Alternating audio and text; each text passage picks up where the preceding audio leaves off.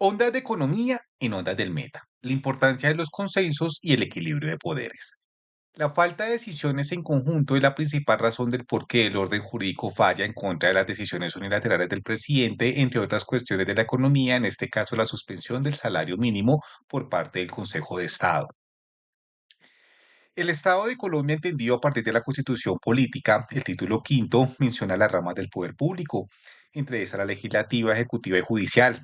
El ámbito jurídico, de acuerdo con la composición del Consejo de Estado, como parte del equilibrio de poderes, cuenta con la facultad de suspender decisiones como el decreto del salario mínimo, el incremento con el 23%. En el comunicado expresado por el Consejo de Estado el 13 de febrero, ordena al Ejecutivo expedir nuevamente un decreto en los próximos 8 días siguientes. Sin corresponder aún a la sentencia y la legalidad del acto, el jefe de Estado debe expedir de nuevo el valor del incremento y el valor absoluto correspondiente.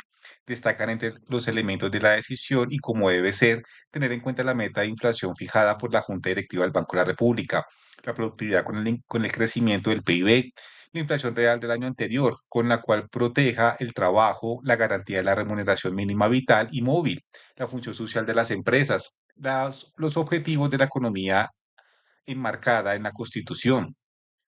Una vez emitido el nuevo decreto, aún está vigente el anterior, el decreto 1469 de 2025. Dicha suspensión no afecta las obligaciones y los cálculos realizados y las nóminas pagadas establecidas por el anterior aumento. El comunicado fue antes, la sentencia será después de lo mencionado por el Consejo de Estado. Lo anterior será parte de la validez y el proceso del acto jurídico. Acatar la decisión el Ejecutivo. El Código Sustantivo del Trabajo, el capítulo segundo, define en el artículo 145 el salario mínimo como el derecho a percibir para subvenir las necesidades y a las de su familia en el orden material, moral y cultural. Entre los factores a tener en cuenta para fijarlo, el artículo 145, el costo de vida, alojamiento y alimentación, las modalidades del trabajo, la capacidad económica de las empresas, las condiciones de cada región y actividad. Aunque no hay tal especificación de proporción o aumento según departamentos o municipios, es uno a nivel nacional. En el caso de los trabajadores del campo, este se fija según las facilidades que el empleador proporciona a sus trabajadores, las circunstancias que disminuyen el costo de vida. El artículo 147, la vigencia y validez de la fijación, es a partir de un pacto o convención colectiva. El Consejo Nacional Laboral cuenta con las facultades para fijarlo como resultado del consenso y en caso de no lograrse, por ejemplo, porque hay un gremio o sindicato que no participa o no está de acuerdo, esto atribuye al Ejecutivo a decretarlo y decidir unilateralmente según sus criterios y consideraciones.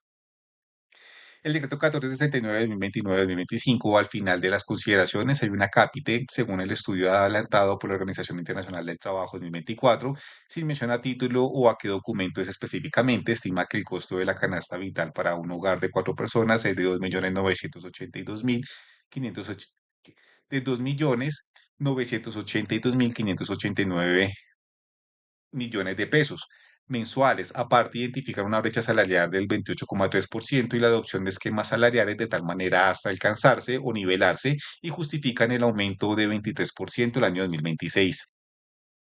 La productividad total de los factores medidos por el DANE año corrido tercer trimestre 2025, el valor agregado fue de 2,91% y la inflación anual de diciembre 5,10%. Las versiones de medios de comunicación, el pronunciamiento de centros de pensamiento y centros de estudios económicos afirmaban el incremento apropiado y ajustado con las capacidades productivas es entre el 7 y 8%. La falta de consenso y el entendimiento de las capacidades productivas de la economía, el Ejecutivo por decretarlo permite que el Consejo de Estado se pronuncie y también revisado por demandas, aún sin el pronunciamiento de la Corte Constitucional, el concepto favorable o desfavorable, el crecimiento de la economía y cómo garantizar mejores condiciones salariales, no es parte de la voluntad en conjunto de sectores políticos, empresariales y gremiales. Por lo tanto, el proyecto económico de país donde todos ganan y a lo mejor en eso todos estemos de acuerdo está en veremos hasta el nuevo decreto que regirá el incremento del salario mínimo y en lo posible logren el consenso.